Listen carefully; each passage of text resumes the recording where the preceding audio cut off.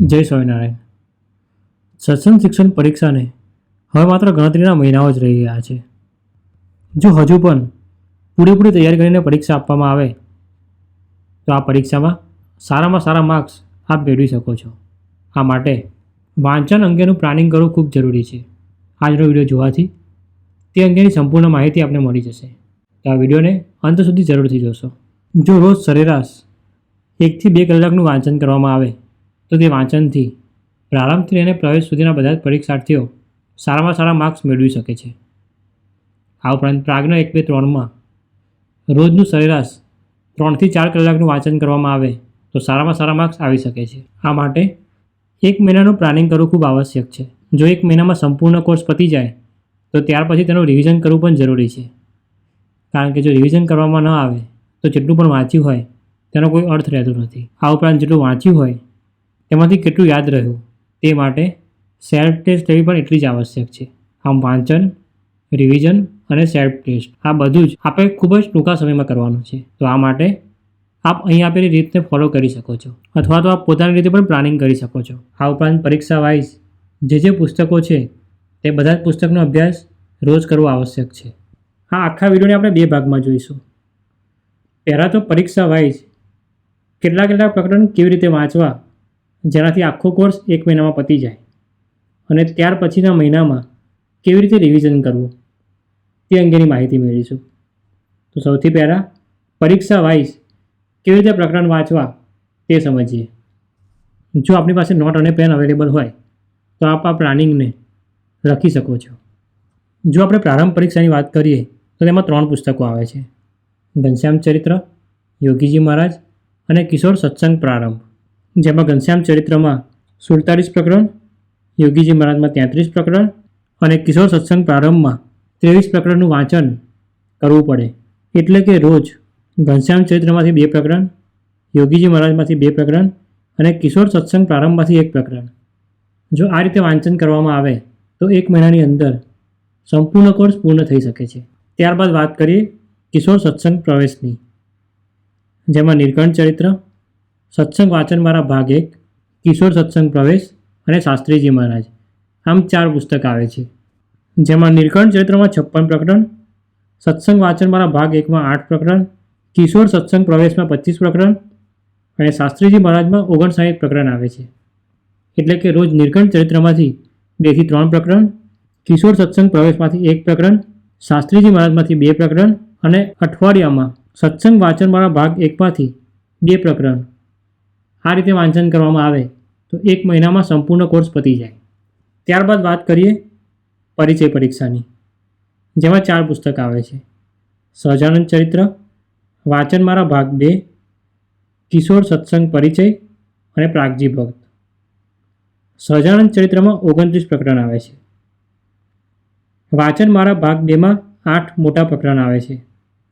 પરિચયની પરીક્ષામાં 29 પ્રકરણ આવે છે અને પ્રાગજી ભક્તમાં 29 પ્રકરણ આવે છે. આમ સહજાનંદ ચરિત્રમાંથી રોજનું 1 પ્રકરણ, સત્સંગ વાંચનમાળા ભાગ 2માંથી અઠવાડિયામાં 2 પ્રકરણ, પરિચય પરીક્ષામાંથી રોજનું 1 પ્રકરણ અને પ્રાગજી ભક્તમાંથી રોજનું 1 પ્રકરણ આવી રીતે વાંચવામાં આવે તો 1 મહિનાની અંદર સંપૂર્ણ કોર્સ પૂર્ણ થઈ જાય. ત્યારબાદ વાત કરીએ પ્રવીણ પરીક્ષાની, જેમાં 5 પુસ્તક આવે છે: અક્ષર પુરુષોત્તમ ઉપાસના, સત્સંગ વાંચનમાળા ભાગ 3, યુગ વિભૂતિ પ્રમુખ સ્વામી મહારાજ, કિશોર સત્સંગ પ્રવીણ અને ગુણાતીતાનંદ સ્વામીનું સંક્ષિપ્ત જીવન ચરિત્ર. અક્ષર પુરુષોત્તમ ઉપાસનામાં 6 મોટા પ્રકરણ છે, જ્યારે વાંચનમાળા ભાગ 3માં 7 મોટા પ્રકરણ છે. આ ઉપરાંત યુગ વિભૂતિ પ્રમુખ સ્વામી મહારાજમાં 56 પેજ છે. કિશોર સત્સંગ પ્રવીણમાં 33 પ્રકરણ છે અને ગુણાતીતાનંદ સ્વામીનું જીવન ચરિત્રમાં 50 પ્રકરણ છે. અને આ રીતે જોવા જઈએ તો અક્ષર પુરુષોત્તમ ઉપાસનામાં દર અઠવાડિયે 1.5 પ્રકરણ વાંચવાનું થાય અથવા તો 2 પ્રકરણ પણ આપ વાંચી શકો છો. આ ઉપરાંત વાંચનમાળા ભાગ 3માંથી દર અઠવાડિયે 2 પ્રકરણ વાંચવાના થાય. જ્યારે યુગ વિભૂતિ પ્રમુખ સ્વામી મહારાજમાં રોજના 2 થી 3 પેજ વાંચી શકો છો. આ ઉપરાંત કિશોર સત્સંગ પ્રવીણમાંથી રોજના 1.5 થી 2 પ્રકરણ વાંચવા જરૂરી છે. જ્યારે ગુણાતીતાનંદ સ્વામીના જીવન ચરિત્રમાંથી રોજના 2 પ્રકરણ વાંચવા જરૂરી છે. જો આ રીતે વાંચન કરવામાં આવે તો 1 મહિનામાં આખો જ કોર્સ પૂર્ણ થઈ જાય. ત્યારબાદ વાત કરીએ પ્રાજ્ઞ 1ની, જેમાં 18 વચનામૃત, 25 સ્વામીની વાતો, બ્રહ્મ વિદ્યાના અમૂલ્ય ગ્રંથો, સ્વામિનારાયણ ભગવાન જીવનચરિત્ર ભાગ 1 અને 2માંથી અમુક પ્રકરણો, ધાર્મિક વિધાનો અને ભાવનાઓ, તેમાં શાસ્ત્રીજી મહારાજનું જીવનચરિત્ર ભાગ 1 આવે છે. ધાર્મિક વિધાનો અને ભાવનાઓમાં 11 પ્રકરણ છે. બ્રહ્મ વિદ્યાના અમૂલ્ય ગ્રંથોમાં 3 પ્રકરણ આવે છે, પરંતુ આ પ્રકરણો મોટા છે. જ્યારે ભગવાન સ્વામિનારાયણ જીવનચરિત્ર ભાગ 1માંથી 25 પ્રકરણ છે, જ્યારે ભાગ 2માંથી 6 પ્રકરણ છે. હવે બની શકે કે આ પ્રશ્નપત્ર 1 અને 2 ભેગું આપતા હોવ, અથવા તો પ્રશ્નપત્ર 1 અથવા તો પ્રશ્નપત્ર 2 આપતા હોવ.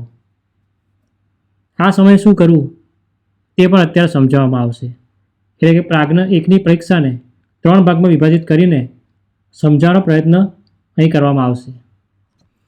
જો આપ પ્રશ્નપત્ર 1 આપતા હશો તો તમારે વચનામૃત, ભગવાન સ્વામિનારાયણનું જીવનચરિત્ર અને ધાર્મિક વિધાનો અને ભાવનાઓનું પુસ્તક આવશે. આનું પ્લાનિંગ આવી રીતે કરી શકાય કે રોજનું એક વચનામૃતનું વાંચન, તેમજ તેને સમજવાનું.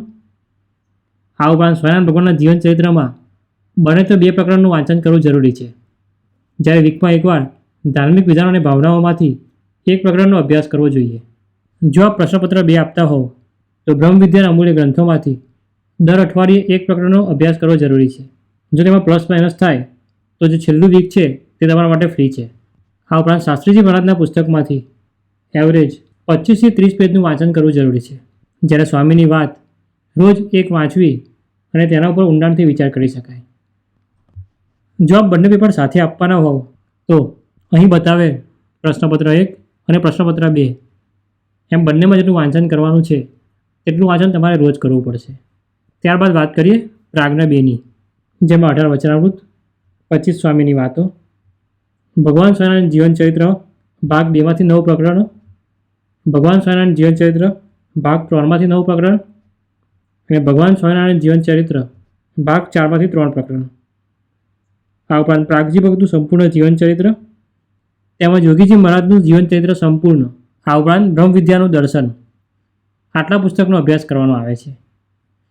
પ્રાજ્ઞ 1ની જેમ જ જો આપ પ્રશ્નપત્ર 1 આપવાના હોવ તો આપે 18 વચનામૃત, સ્વામિનારાયણ ભગવાનનું જીવનચરિત્ર ભાગ 2, 3 અને 4, તેમજ યોગીજી મહારાજના જીવનચરિત્ર. આટલા પુસ્તકનો અભ્યાસ કરવાનો થાય, જેમાં રોજનું 1 વચનામૃત, તેમજ સ્વામિનારાયણ ભગવાનના જીવનચરિત્ર ભાગ 2, 3 અને 4માંથી એવરેજ રોજનું અડધું પ્રકરણ વાંચન કરવાનું થાય. યોગીજી મહારાજના સંક્ષિપ્ત જીવનચરિત્રમાંથી રોજનું 1 પ્રકરણનું વાંચન કરવાનું થાય. જો આપ પ્રશ્નપત્ર 2 આપવાના હોવ તો આપણે બ્રહ્મ વિદ્યાનું દર્શન, બ્રહ્મ સ્વરૂપ પ્રાગજી ભક્તનું સંપૂર્ણ જીવનચરિત્ર અને સ્વામીની વાતો એમ 3 પુસ્તકનું વાંચન કરવાનું થાય, જેમાં રોજની 1 સ્વામીની વાત તેમજ પ્રાગજી ભક્તના જીવનચરિત્રમાંથી રોજના 25 પેજ વાંચવાના થાય. આ ઉપરાંત બ્રહ્મ વિદ્યાનું દર્શન તે પુસ્તકમાંથી દર અઠવાડિયે 2 પ્રકરણનું વાંચન કરવું પડે. જો આપ 2 પરીક્ષા આપતા હોવ તો બધી જ બુકોને રોજ અને દર અઠવાડિયે જે રીતે આગળ સમજાવવામાં આવ્યું તેવી રીતે વાંચન કરવું પડે. ત્યારબાદ વાત કરીએ પ્રાજ્ઞ 3ની, જેમાં 18 વચનામૃત, સ્વામિનારાયણ ભગવાનના જીવનચરિત્ર ભાગ 4માંથી 14 પ્રકરણ અને ભાગ 5માંથી 13 પ્રકરણ, ગુણાતીતાનંદ સ્વામીના જીવનચરિત્ર ભાગ 1 અને 2, તેમજ સનાતન ધર્મ અભિગમ તે પુસ્તક અને પ્રગટ બ્રહ્મ સ્વરૂપ પ્રમુખ સ્વામી મહારાજનું સંક્ષિપ્ત જીવનચરિત્ર. આટલા પુસ્તકનો અભ્યાસ કરવાનો થાય. જો આપ પ્રશ્નપત્ર 1 આપી રહ્યા હોવ તો આપે 18 વચનામૃત, સ્વામિનારાયણ ભગવાનના જીવનચરિત્ર ભાગ 4માંથી 14 પ્રકરણ, ભાગ 5માંથી 15 પ્રકરણ, તેમજ પ્રગટ બ્રહ્મ સ્વરૂપ પ્રમુખ સ્વામી મહારાજના જીવનચરિત્રના 23 પ્રકરણનો અભ્યાસ કરવાનો થાય. એટલે કે રોજનું 1 વચનામૃત, પ્રમુખ સ્વામી મહારાજના જીવનચરિત્રમાંથી રોજનું 1 પ્રકરણ, તેમજ ભગવાન સ્વામિનારાયણના જીવનચરિત્રમાંથી રોજનું 1 પ્રકરણ. આ રીતે અભ્યાસ કરવાનો થાય. જો આપ પ્રશ્નપત્ર 2 આપવાના હોવ તો આપણે ગુણાતીતાનંદ સ્વામીના જીવનચરિત્રના રોજના 30 પેજનો અભ્યાસ કરવો પડે. ત્યારબાદ બ્રહ્મ વિદ્યાનો રાજમાર્ગ, તેમાંથી દર અઠવાડિયે 2 પ્રકરણનો અભ્યાસ કરવો પડે. તેમજ સનાતન ધર્મ અને અભિગમમાં દર અઠવાડિયે 1 અથવા 1.5 પ્રકરણનો અભ્યાસ કરવો પડે. જો આ રીતે વાંચવામાં આવે તો પ્રાજ્ઞ 2ના પ્રશ્નપત્ર 2નો અભ્યાસક્રમ સારી રીતે પૂર્ણ થઈ જાય. જો આપ બંને પેપર આપી રહ્યા હો તો આપણે અગાઉ સમજાવેલ બધા જ પુસ્તકોનો રોજ અથવા અઠવાડિયે અભ્યાસ કરવો પડે. ત્યારબાદ હવે સમજીએ ભાગ 2ને. જ્યારે આપ આટલો સમય આપીને બધા જ પુસ્તકો વાંચતા હોવ ત્યારે આપણે મોટાભાગનું તો યાદ રહી જ જતું હોય, પરંતુ એ જાણવું હોય કે ક્યાં આગળ આપણો વીક પોઈન્ટ છે, તો તે માટે અઠવાડિયામાં 1 દિવસ તે અંગેની પરીક્ષા લઈને આપ જાણી શકો છો કે આપને કેટલું આવડ્યું અને કેટલું ન આવડ્યું. આ ઉપરાંત આખો કોર્સ 1 મહિના પછી પૂર્ણ થઈ જાય ત્યારબાદ આપ બીજા મહિને ફરીથી રિવિઝનના ભાગરૂપે આ બધા જ પ્રકરણો થોડી સ્પીડ કરીને પણ વાંચી શકશો, કારણ કે તમને ખ્યાલ હશે કે અંદર પ્રકરણમાં શું વાત આવે છે, શું પૂછાઈ શકે છે અને શું તમને આવડે છે અને શું તમને નથી આવડતું. જ્યારે આપ પરીક્ષા લઈ રહ્યા હોવ ત્યારે આપણે જો કોઈ વસ્તુ ન આવડતી હોય તો તે પ્રકરણને ફરીવાર જ્યારે પણ વાંચો ત્યારે બરાબર ધ્યાન દઈને સારી રીતે યાદ રાખી શકાય તેવી રીતે વાંચવું જોઈએ, જેનાથી તે પ્રકરણમાં કોઈ જાતની કાચપ ન રહી જાય. આ ઉપરાંત રોજ અને દર અઠવાડિયે કેટલું વાંચવું તે અંગે આપ એક ટાઈમ ટેબલ પણ બનાવી શકો છો અને તે પ્રમાણે અનુસરવાનો પ્રયત્ન પણ કરી શકો છો. અને જેટલું વંચાઈ જાય તેને ટીક માર્ક કરીને અથવા તો કેન્સલ કરીને આપ જાણી શકો છો કે કેટલું વંચાયું અને કેટલું વાંચવાનું બાકી છે. જો આવી રીતે મહેનત કરવામાં આવે તો 2 મહિનાની અંદર જ સારામાં સારી તૈયારી થઈ શકે, તેમજ સારામાં સારા માર્ક્સ પણ આવી શકે અને મહારાજ સ્વામીને વધુમાં વધુ રાજી કરી શકીએ. તો શું આપ 2 મહિનાની તૈયારી કરવા માટે તૈયાર છો? અમને કોમેન્ટમાં યસ કે નો અથવા તો આપણા પ્રતિભાવો જરૂરથી જણાવશો. તેમજ આવા જ વિડીયોને માણવા માટે પ્રમુખ પ્રસંગમ ચેનલને સબસ્ક્રાઈબ કરવાનું ના ભૂલશો. આજનો વિડીયો આપ વધુમાં વધુ લોકો સુધી શેર કરશો, જેથી તે લોકો પણ સત્સંગ શિક્ષણ પરીક્ષા અંગેનું માર્ગદર્શન સારી રીતે મેળવી શકે, તેમજ સારામાં સારા માર્ક્સ મેળવીને મહારાજ સ્વામીને રાજી કરી શકે. જય સ્વામિનારાયણ.